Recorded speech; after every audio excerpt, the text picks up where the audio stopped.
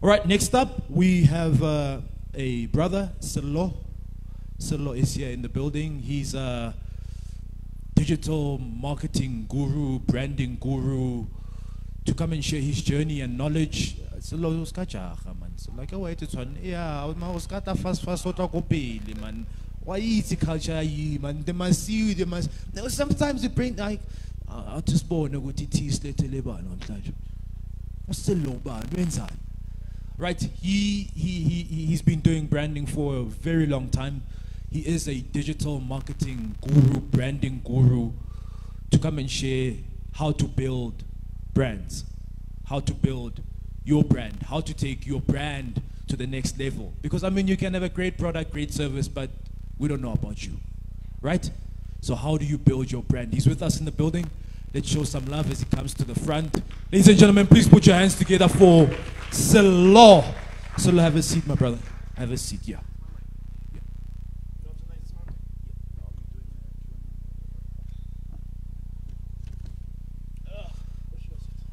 Where you want to sit? All right. Okay. Brother, thank you so much. What's up? Yeah, thank you for joining us. Hey, it's been a while, man. Hey, it's been a minute. You're making money, man. It's ours. Oh, no. Well, the doors are open. That's what I can say. All right. Branding for businesses. Yeah. Some people are just like, no, man, but I don't have time. I don't have money. What's the point? I just want to get into business to make money. Why is branding important? Firstly, before we even get to that, because branding is just quite like, it's broad. It's quite big. Yeah, so branding, website, logo. What is branding and why is it important for businesses? Break it down, break it down. Okay, cool. First of all, good afternoon. I didn't greet anyone. Sello Legwati. I just want to give you a little bit of a background story on myself. Vosloorus Eastfield. Been here since 88. I'm 36 years old, by the way. I may not look my age, I know. So, I think it's important just to give the people a background on myself, so that at least before I get into your question. So I run a company called Optic Iris Media. It's our 14th year in existence this year.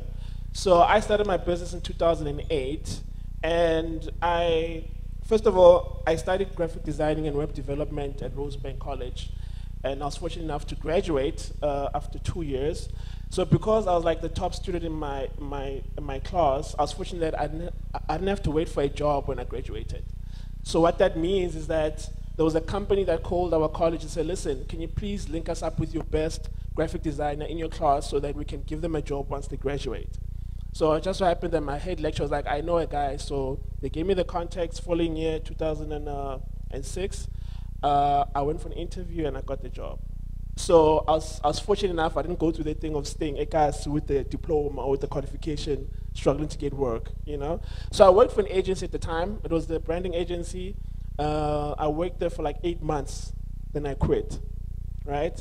Every time I tell people that story, they're like, but then why would you quit on your first job, you know? So unfortunately, I think the way the company was run was not comfortable for me. I didn't like it. I was getting paid in cash. The company was not registered. It was in Brixton.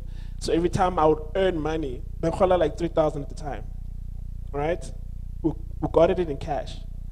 I would be walking from Brixton to Joburg, MTN taxi rank, with the wallet in hand. Cash. You understand what I'm saying? So you can only imagine that Josie, like, I was sprinting. You know what I mean? Because I knew I just had my salary, right? So I worked there for 8 months, then I quit. And me quitting was the purpose of trying to get a job elsewhere. But unfortunately, 2006, I couldn't get a job until 2007. 2007, fortunately, in government, there was a program they were running, which meant that they were looking for people who had qualifications but could not get a job. Because what is the biggest reason people don't get work is because of experience, right? So what they wanted to do was they would go and just have a pull-out poll to say, like, who has qualifications, we can bring them into government, and we'll give you a 1-year experience, non-renewable contract, where you can do what you're qualified in, And then after that 1 year, you can go looking for work so that you can say that I've got 1 year experience. Then that's how you can like be able to get hired, right? So I went there, then obviously they took me in for a whole year. But the good thing about it is that they gave you access to resources to be able to look for permanent position elsewhere. So I only worked there for like 4 months. Then I got a job at a publishing house as a graphic designer, layout artist. And because like they had 2 magazines, so I was the layout designer. And then I worked there for almost a year. And then within that year, that's when I started Optic Iris as a side business. When I started Optic Iris as a side business, I was one of those guys during lunchtime I'd go to business meetings, you know? And then when I go to a meeting, I'd come back after an hour, they're like, yo, where did you go for lunch? I was like, no, I just went around the corner, I didn't come up with a business meeting. You understand? So that's how badly I wanted to make the business work, because I was trying to get access as much as I can, but I still keep my 9 to 5, because that's what's paying the bills, you know? Finally, I took the plunge. I was like, you know what, let me quit. Let me run Optic Iris full time. Yeah. You know, you talk about this quitting thing like you just quit. Like I know sing ya you know, and I'm just, it's not that easy. It's not. Is there a process that you follow to make that decision to quit? And why quit? I think for me personally, the reason why I quit, it was more of, I felt like my entrepreneurial spirit was just calling for me. I just couldn't, I don't know if maybe I had a problem with authority, maybe. I don't like to be told what to do. Maybe that could be a part of it. I don't know, you know. And I think also in 2007, I was exposed to The Secret. Who knows The Secret? The Secret movie. Can I see with the raise of hands? The Secret? The Law of Attraction? Okay, so you guys know that, right?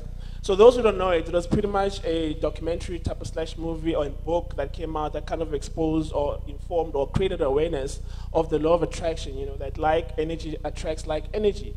So who you are and the things you think about is ultimately what you attract, right? And I think within me, within that time, that's what kind of opened my mind to say, like, you know what, there's more to life than what we told or taught as people. Because we live in a systematic system where, as a black person, you know that you go to school, you get a job, you work until you're 65, you retire, then you get your pension, right? During that time, yeah. What books are you reading? No, I think that time, like, The Secret is what really just kind of... The Secret? Yeah. I'm not really much of a reader, but because the DVD came out, I watched it visually, because I'm a visual person. I'd like to believe that's why I'm good at what I do, because I'm more of a photographic person. So visually, when I watched The Secret, it kind of made it clear for me and made me understand the whole concept of, like, you know what, there's so many people who are afraid of taking chances because, you know, our parents told us that you need to work until.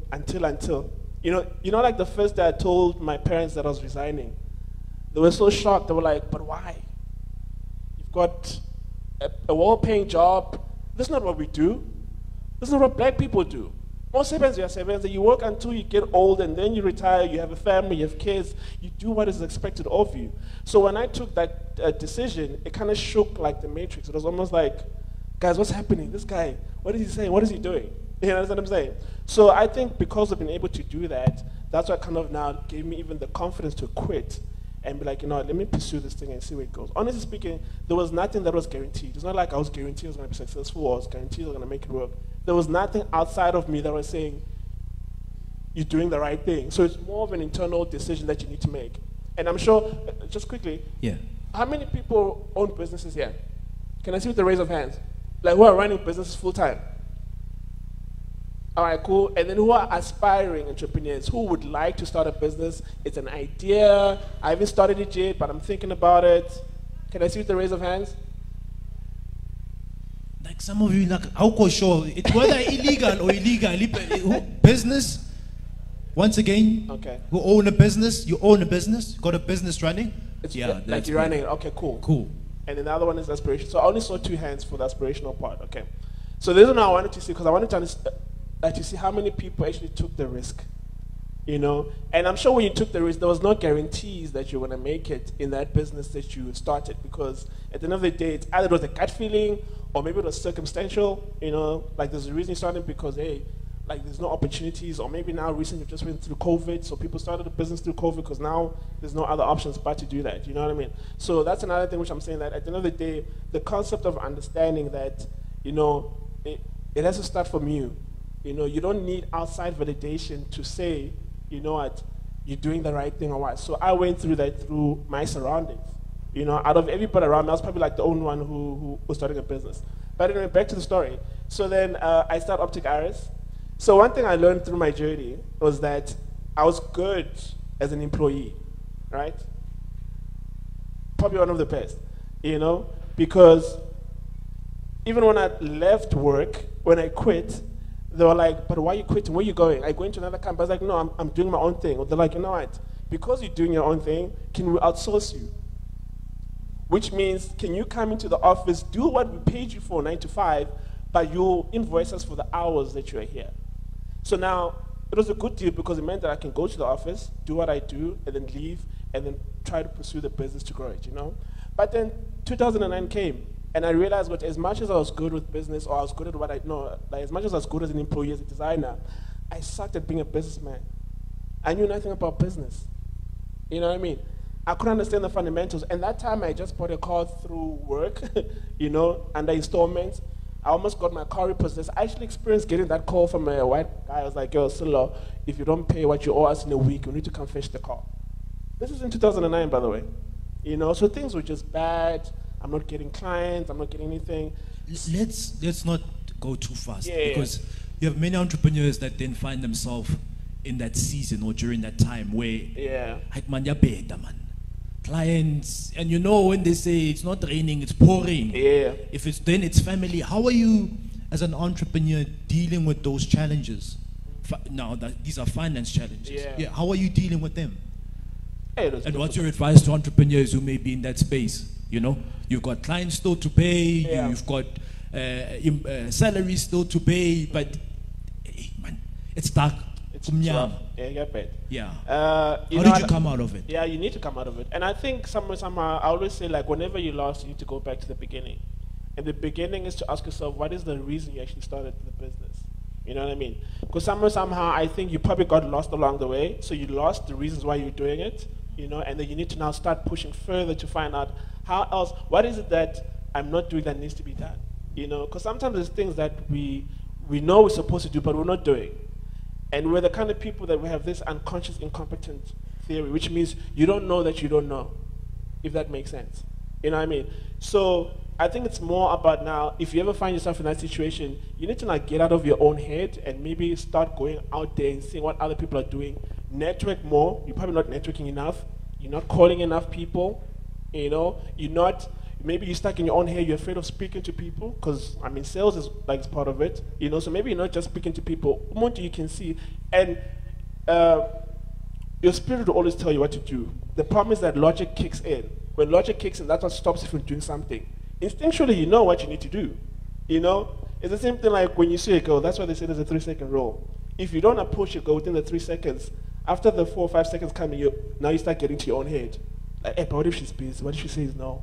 But instinctually, you know that you could have approached, right? It's the same thing when it comes to business as well.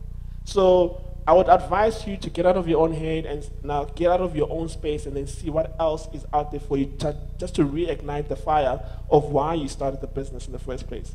And I think it's those moments where you're going to learn those hard lessons when you know is that why are you really doing what you're doing?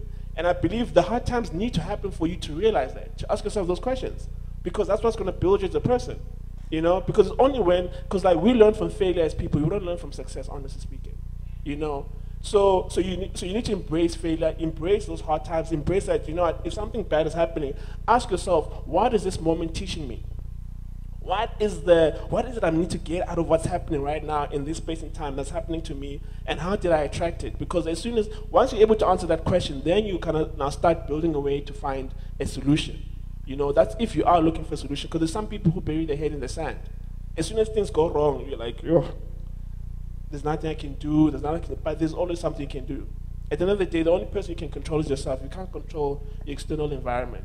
So you need to kind of now go deep inside yourself and find out, how do I come out of this? What is the positive in this negative situation? Because the law of polarities is there's a positive and negative. So if a negative is happening, look for the positive and you'll find it if you're looking for it. The bank is calling. Yeah, sorry. They want to take your car. Yes, yes. So then, lucky enough, within that week that they gave me, I was able to raise that minimal amount that they needed to pay, because I was like, oh, if I don't have a car, then I'm not be able to move around for meetings, for whatever I need to do.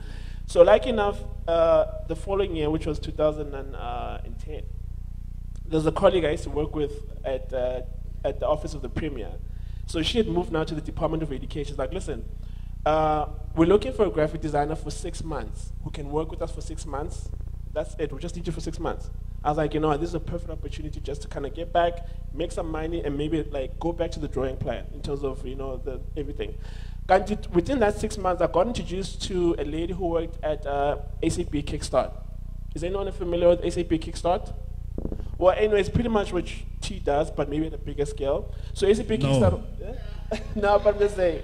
Like, maybe at a bigger scale. So SAP Kickstart was pretty much an entrepreneur program where they would try to look for entrepreneurs which they can fund or give money, but they call them grants, you know. But they had to have a call out where they say, come through, present your business, and then from there there's a panel of judges, then they decide, well, who do we think we can bring in. So out of maybe 100 of people, only 25 were selected to go to a business boot camp for 2 weeks, which is in Kailami, by the way. So in Kailami, so I was fortunate to be part of the 25 that went to the boot camp. We slept there like the whole 2 weeks. So there was like, what do you call them, cottages and stuff like that to sleep.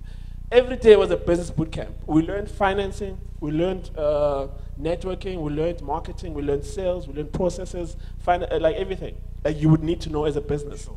After that 2 weeks boot camp, it means that now you need to represent, and now you need to go refine your business plan and then present it to the panel again, but now with the new information that you have.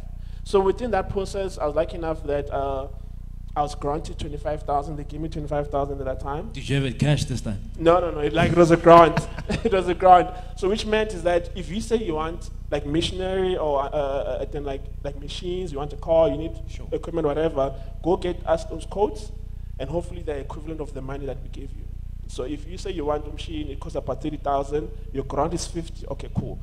Get a quote from this supplier, this supplier, this supplier, and then we'll pay for it. So they didn't give you the cash, you know, which was pretty smart if you think about it. So then 25K, I got an award for the most promising business. This is 2010. And then now I'm going back to the Department of Education because I'm still serving my 6 months, right? When I get back to the government, they say, you know what, we like work with you so much, we want to make you permanent. You know? So now I'm like, okay, cool.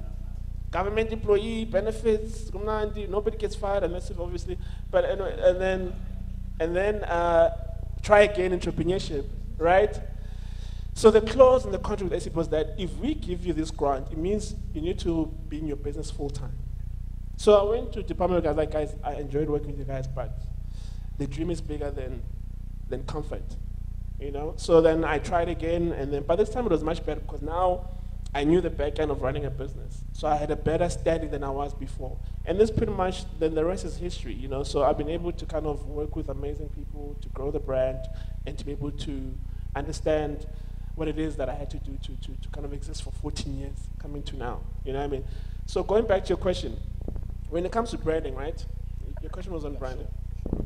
I think when it comes to branding, guys, you need to remember that branding is, there's a difference between branding and marketing. And I think a lot of people, they confuse the two. And I always say, again, reference to going out, you know, when you ask a girl out, that is marketing. The reason she says yes, that's branding, or that's your brand. Oh, what? So what I'm trying to say is that branding, it's more about your core values, who you are, you know. That falls under the umbrella of branding, you know. Marketing is more of like another component of that, but it's more about now getting access to markets, being able to kind of now bring people in, you know. So as a brand, if you want to build a brand, you need to now remember who you are, what are your core values, what is it about you that makes you different from everybody else, you know what I mean? And you need to figure that quickly before you even go to a branding person and ask them for a logo, for this and this, because I mean, a logo is almost like a small component of branding, You know what I mean? It's just a representation of your values and of obviously what you stand for as a company, as a business, whatever it is. You know what I'm saying? So if you don't understand those key things about your business, it becomes difficult to position yourself correctly, to know who your market is, to know like where you need to be, to know the spaces that you're supposed to be, to know how to kind of put yourself in a place where everybody can say that, you know what, I want to work with these people. So, 2 questions that you would advise entrepreneurs in this room to ask themselves to help them create their brand. What are those 2 or 3 questions that are awesome too? That you can share with them, that they can ask themselves to create this brand? Yeah, I think primarily you need to ask yourself, like, what is my, again, I repeat, like the core values. What do you stand for? If somebody experiences your business or dealing with you, what do you want them to go away feeling like? You know what I mean? Because ultimately, you know, like, people buy people. No matter how good your product is, at the end of the day, people buy people. You know, the experience they have with you, the experience they engage with as they engage with like whatever you do, whether it's a service or product. So if that is the key point, then it means that now you need to now start identifying, okay, what is it about me that's going to stand out?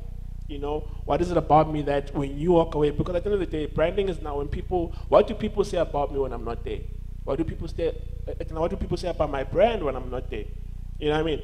And I think there's 5 things which like key 5 things that I live on, which I think if you take them serious, maybe they can help you. I don't know. So number 1, and I spoke about this yesterday because I was at an event. So number 1, which is your thumb. I always say this is your character, right? Your character is what you do behind closed doors. Your character is who you are. It's how you function or how you deal with situations. So your character is important. So you need to find out what your character is. Number 2, which is obviously, you know, when you're pointing someone, this is focus. There's no, like, you cannot do anything without focus, guys. If you are focused, if you're laser focused and you know your direction, you know what it is that you do, then that creates discipline. The number 3 is your morals and your values. Your morals and your values are important because they kind of now carry you through this life that we live. You know what I mean? If you don't have any morals and values, then you get shaken by anything and everything. You understand? And then number 4, which is your what? Like your ring finger, right? What happens on your ring finger? You get married. These are relationships. Like, in most cases, you find that people, like, it's not about what you do, but it's about who you know in most cases, right? So it's important to build relationships because people do business with people who they enjoy doing business with. You know? So you may have the best product, but if people don't like you, the chances are they will not recommend you or they will not work with you. And then number 5, which is like your smallest finger on your hand, this is your X factor. Your X factor, it means like, what is the smallest thing that's different about you that nobody else does? So if you can figure out what your X factor is, you can figure out how to build relationships, if you can solidify your morals and your values, if you can have laser focus, and if you can have good character, I think these 5 things can really take you far. Are you guys still with me? All right, so you do quite a lot of work in terms of digital marketing. Yes. Yeah. Facebook, Twitter, Instagram, etc. Yeah. Putting your brand out there digitally. Yeah. Right? And we are in that era, We are. whether you like it or not. Yeah. Right? And many entrepreneurs find that exercise quite expensive. I mean, you're just starting out your business, now you must go and find somebody to run this thing for you. Yeah. Or now there are ads and you must pay for these ads, you must Yeah. boost them. How do you work around that? Oh, that's a good question. And I think the best advice I can give small business people now is that, guys, you've got your marketing medium right here, which is your phone. And I always tell people that, you know what, guys, marketing has evolved, or branding has evolved from what it used to be. Right now, you know, we live in a world where everybody's smarter now. There's internet, there's information, so now you can now start pushing people to say, buy from me, or I'm the best product. It's not about that anymore. Now it's about connecting with your people. Now it's about, you know, having a story. Now it's about trying to tap into those inner qualities that can sell your product. Now the reason I'm saying that is that You know, I was giving an example yesterday that there was a guy who does butlers. I was speaking to a guy. He says he does butlers, he does what. I'm like, now because you've got a cell phone, you've got a market, which what social media has done for us is that it has kind of put us in the same playing field as big corporates now. So now we all got the same access. You know what I mean? But the problem is that now, how do you use your social media? How do you use this thing called technology? How do you use your cell phone? You know? And I always say that, you know, you need to post your products all the time. It's not about saying buy me, but you need to position yourself as an expert in your industry. But now how do you do that? Show your process. You know, the guy who does the battle, I was like, you know what, I mean, you can collect so many numbers, and sometimes the people who you collect numbers from, save them and ask them to save your number, you know, and then they'll see your WhatsApp stories. They'll see your WhatsApp stories, and you don't say in your WhatsApp stories, guys, I'm the best thing or I'm selling something. No, if you're building butlers, take a video of yourself actually assembling a butler. You understand what I'm saying? Take a video of yourself assembling a butler, take a video of maybe somebody who's just bought a butler, ask them for a review, a testimonial, record that or have that in some sort of visual capacity, because what that does for you, it creates credibility. It's like, you know, I don't mind buying a butler from this guy because I actually see him build it. I saw a video he posted the other time, I see him put it together. It's actually quite solid, you know, so now people trust you. There's no way in that post where he says, hey, I'm the best butler, buy my butler. No, that's content marketing. So if you can get into content marketing, then it becomes a whole different ballgame because now it pushes you to be creative. You need to not, like, start thinking outside the box. The guys who do Juice and who are doing all these products, show your process. Show where this thing comes from. Show your ingredients. You know what I mean? Show what, no, guys, this is made from this leaf. What does this leaf do? Oh, no, this is great in this area, whatever. Like, you start giving information now. Free information, by the way. You understand? And you're giving that free information because it shows that, you know, these guys, their product has got 1, 2, 3, it's good in this, it's got this, it helps you with that, you know what I mean? So because now you start educating your clientele or your potential customers, now you become more of a better option when it comes to now, if somebody says, you know what, hey, I'm looking for this drink, I'm struggling with 1, 2, 3, it's like, oh no, by the way, there's a guy's video I saw, he says it contains this element that I think can help you with this, or maybe this person does that. So you just need to find creative ways to push your product without selling. You need to sell without selling, if that makes sense. You know what I mean? So you need to now start putting your personality into it. If you're a person who likes having fun, or you're a person, then try to have a fun way of promoting your brand, you know, and post it every day, guys. You know, I get people who, I'll tell them this thing, like, do this, they'll do it for one day, it's like, I didn't get any context, nobody to reach me out, and they give up. It's like, guys, there was a reason why on TV there was an advert every single minute, every single day.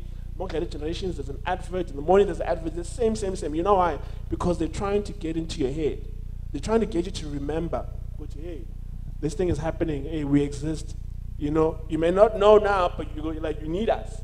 You know, so if you can push that same mind through when it comes to your statuses, if you're going to exchange numbers with anyone today, or as many people as you can, try to exchange numbers because you know that the mission with what you're trying to do as a business person is that you want to create a clientele.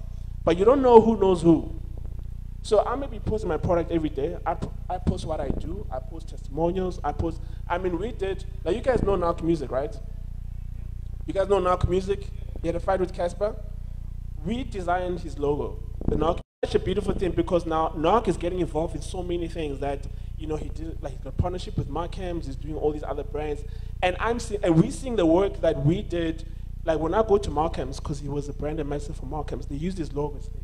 He came out with a shoe with Soviet, you know. I have the shoe as well. And then now he's in brands with Royal Flush, which is a gin company, you know. And then now he also became a brand ambassador with Anthropic as well. Then he also he did a collaboration with the clothing for Lionsdale, which is a lifestyle brand. You know what I mean? So for me, I post all those things that he's doing that shows that branding because we are associated with that. And as I'm saying, and in it, I don't say, guys, with the best agency, come to us, whatever. No. I'm just giving you elements of what we do. I keep posting my products. So I started doing videos of me actually going through the process of all these designs, you know. So I literally recorded myself going through how we came up with the Narc Music logo, the conversation we had, what he said he wanted, the ideas we presented to him, and the ultimate one that came out. So now when you start seeing my process from how the concept to the final product, and you start seeing like, oh, this guy's actually legit, you know? So I can trust that if I go to them for branding, then, like through that, then that's when internally the brainstorm session starts. Before we open it up, I know that the entrepreneurs in the room who are the business. Oh, yeah. You are the business, so it's you and then you are the business yourself. Yeah. And there's been a discussion around, yeah, no, but why don't I have a business page? Then open a page out, and then you're trying to differentiate between your personal page and the business page. Because there are times when you've got your own page and you're posting your products and you're pushing your business. But there are also times when you're out, you just want to be like, hey, I'm having fun. What's your thoughts to entrepreneurs? Do you advise them to create a separate page and then have their own page? Where do they post? Yeah. What they do? Do they not use their personal for their business? Just from your experience before we open it up. I think for me, my company is called Optic Iris Media, right? Before it was Optic Iris Designs, but we evolved to media because we started opening up to a bigger spectrum. And it's funny now because when people ask me, like, what does that name mean, Optic Iris? I mean, why didn't you just say Sello Designs or whatever? Because I was like, I had to have an entity that's going to outgrow me at some point. I don't want to be tied to my business. And then they're like, okay, so what does Optic Iris mean? So initially when I came up with the name, optic, I was thinking like optical illusion. I was like, okay, but let me shorten it to optic, you know? And there's an iris, you know? I was like, how does anyone appreciate any good design? How does anyone appreciate anything visually? And that's through your eyes. But now instead of saying eye designs or vision designs, I said the iris. What is the iris? The iris is, everybody knows what the iris is, right? It's in your eye, right? Then I just put the two words together, optic iris. If you see my logo, you also see it's an I actually, but it's actually the letters O-I and the D, which always was for the design before. So it's important to establish again, what is your ultimate goal? What is your long-term goal? What are you trying to do in terms of your brand? If you want to be the business, which becomes very difficult because it's almost like when you become like into fitness, you're the fitness lady, right? Fitness lady, right? It becomes difficult when you are the brand because in most cases, especially when it comes to personal trainers, people want to get trained by you. You know, and you can say, no, but I've got trainers that work with me, whatever, but like, it's not the same because we buy into you. We buy into what you can do for us. You know what I mean? So it becomes difficult to scale up because now you're the person who, if you're not there, is like ice right, you know, like we don't need, because if you can't teach us, then we can't trust, like we don't have the same trust in your people as much as we have you, because every time you're marketing or you're branding, it's you're the one who's showing, like, who's giving us all these tips. You're the one who's doing, you know what I mean? So I think then, like, you need to somehow find a way to separate yourself from the brand. But I think, again, I was saying that, you know, the market has become smarter. People understand that, you know, we're all human. So I think you need to become authentic in who you are and see how that ties into your business. And the thing is that, you know, that sometimes people, like, they'll judge you because, like you said, you know, you are who you are. Yeah. Yes, you have a business, but you are who you are. But I think you need to try to find the connection between who you are and the business you do. And if there's some sort of connection, try to find it. If there's not, then keep them separate. You know? And if you can keep them separate and you're successful in that, then good luck to you. But then I'll say keep them separate and then post what you post for business, and for who you are, keep who you are. But then, because you must remember, if you're an extension of what you do, then somehow your personality has to link to your business as well, you know? And you might find what personally you've got 4,000 followers, your business has got 200 followers, and you try to alleviate each other's platforms to be able to, you know, so you start posting business stuff on your personal because you've got more friends there, but then there's no people on your business, you know? So you do find yourself where you have to leverage on, like that's what I was saying, like that's where now content marketing comes in. Provide content on your personal that you know is going to drive people to your business. You know what I mean? Because sometimes people, they see a product, but then they do not know you're the one who owns it. They don't know what you're the one who who runs it, who came up with an idea. But if you can post them on your personal and drive them to your business, then that's where you can connect the connection and be like, okay, cool. Oh, this guy owns this brand. Oh, he's done this. Oh, okay. You know, the conversation starts. All right. Yeah, hey, we are learning. Does anybody have any questions for Sello? We'll take about 2 or 3 questions. Question? Any question with regards to branding, marketing? Second question. Third question. All right. Sello, how are you doing? I'm good, brother. Short. Just in terms of branding, right? What's your take on using words that are somewhat limiting to you? For instance, if I say mortgage and I'm saying ichuzasekazi, would that be limiting in terms of growth of the brand? Because those are one of the Loga hates discussions I have with my business mentor, that he feels like when you use the word kasi, it's limiting you because you're a global brand at the end of the day. So what would be your take on that in terms of, because at the end of the day, going back to what you're saying about being authentic, it is from the hood, but with the goal of being global. But then again, you don't want to limit yourself to just be available egas. Yeah. Yeah. I think in regards to that, I think then it goes back to you building a story behind your brand. Because at the end of the day, everybody loves a good story, you know, and people, like you said, like they'll buy into your story more than anything. As much as if we look at what's happened with Amapiano is going global, but it's still a South African thing, right? But it's because now you start hearing the stories of what, like the behind the story behind the story. And if you're able to sell that and make it cool and make it very heartwarming, like create an emotion connection with whoever's watching it in terms of why, first of all, you name it what you named it, and the spirit that comes from Ekas. You know, people want to tap into it. It's almost like how tourism works. You know, people go to other countries because they want to experience what they're learning or what they're seeing about whatever you guys are talking about. So if you can build on your story, if you can build about what makes Ikasi so special, and then just make that a thing where, like, you know what, I want to know more about this, you know, and if there's a product that comes from that story, I want to engage with it, if that makes sense. Okay, thanks for the platform.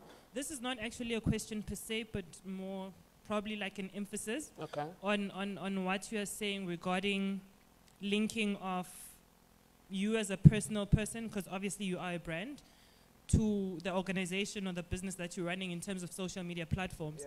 Because I, for one, I doubt I'm the only one, guys. I, for one, like right now, I just got in and followed Optic Iris. I am definitely going to tap further and want to know who owns it, you know, and I'm definitely going to go into your platform and see your lifestyle, because at the end of the day, I am buying you. Hence, you say that we invest in people, we buy the brand, which is the human, and not just what I'll get from you. So I think it is very important to actually build that bridge, even if you're going to separate the two. Build that bridge and don't be far apart. Because now if I can't relate to you as an individual and I only relate to the brand or the organization, believe you me, I'll be doubtful. And that relationship is not going to be sustainable per se or built. No, that is true. And I think maybe just to add on to what you're saying, it is very important to, like you say, like to still be authentic to who you are, you know. I mean, there's this trend now of TikTok that's going around now where people are now utilizing TikTok a lot. I'm on TikTok personally. You know, if you go on my TikTok, there's some crazy stuff you see there, but it's my personality, like it's who I am. And if you like me as a person, the chances are you will want to do business with me, you know what I mean? And the reason why I started going on TikTok is because a lot of people are there now. A lot of brands are going there. A lot of people who you never expected to be there are there, and I was like, I need to immerse myself in what's evolving. And unfortunately or fortunately, TikTok is just evolving as much as Instagram did, as much as Facebook did, you know. But you need to find creative ways of now, it's not about branding anymore, now it's about marketing. How can you make your product seem cool? How can you make it seem fun to work with you? How can you now start selling your personality so that now it's like, you know what, I like this guy, or there's something about him I can relate to. Then you start getting interest in other things about that person. It's like, okay, cool, what else does he do? And if you can put your product in your videos, even better. But don't let it be about the product, if that makes sense. You know what I mean? So if you're going to do a TikTok and you've got your drink there by the side, they'll enjoy your content. And somehow, the more people who start seeing it, they start seeing that, oh, there's a drink there. Or maybe somehow you might talk about it, but don't sell. Don't be like, no, guys, we have the best drink here. Please find us what to. No.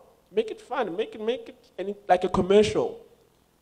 Because that's what social media has given us the platform to do. Like, you literally have your own TV, your own, like, you're the director, you're the producer, you have everything. You can actually construct how you want to be shot, what product placement to be there. That's how influencers are milking it now, because they're able to now use external brands to be able to now utilize their platform to sell those brands. So why can't you do that for your own brand? Oh. All right. I just want to ask the effectiveness of online advertising. Because I think personally, I get annoyed with like Facebook ads always popping up. Yeah. When I'm Google searching, yes, I'm looking for people who are on Google, but I find ads annoying online. How effective are they? Is it something worth investing in? Because I personally find them annoying, and I see the opportunity to invest in advertising online, but I want to get that return. And I put myself as the customer, and I'm clicking, but I'm not buying. So how effective is it? Is it something really worth investing in? I think it is. If you have the money to pay for the actual advertising, then go ahead, because what social media was being able to do successfully is to have the data. If you think about Facebook, Facebook makes a lot of money from adverts because they've got a huge database of knowing age, location, interest, all those things. So that is information that's value for money. You understand what I'm saying? So if you want to utilize your online advertising, it means that now you're able to literally be above the line and below the line when it comes to advertising. So you're able to target specifically who you want to talk to, who you want to reach, like from whether age 18 to 35, they must live in Katlehong, Vosloorus, they must be doing this kind of work, they must be interested in this. You can actually do that. You know, so because you have the ability to do that, to narrow it down and have those information and filter it, that's why it becomes effective. But for you, the ads that you're getting in most cases, because there's something within whatever you're posting or whatever you are searching yourself, because of the algorithm of how social media works, they're able to track what it is that you do or where you go mostly. And that's how they're able to push adverts. You know, yes, maybe you looked at something, you're not really interested in buying it, but because the algorithm picked up that, oh, you searched shoes, all of a sudden now you start getting adverts for shoes everywhere. It's like, oh, I visited Hi-Fi Corporation the other day. Now I'm getting adverts of technology stuff. I'm like, no, I was just looking. But that's just how social media has become so, so tracking of what you do online. So it works for them. It may be annoying to you, but there's somebody there, every time they see the output, that, you know what, maybe I do want to buy this. So then it's just one of those things of which it's a recurring thing that it has to happen, unfortunately, if you're on social media or on the internet. All right. Because of time. Oh, because of time, okay. Yeah, Sello is still here. He's still here. We need to bring on our next speaker. Otherwise, unless you want to pay the bill, no, I can't. It's not short. It can't. Because of time, my brother. Thank you so much. You still here? Yes, I'm still here. Yeah. All right. Sello is still here. Please, can we give Sello a round of applause? Thank you so much, my brother. We appreciate. Please.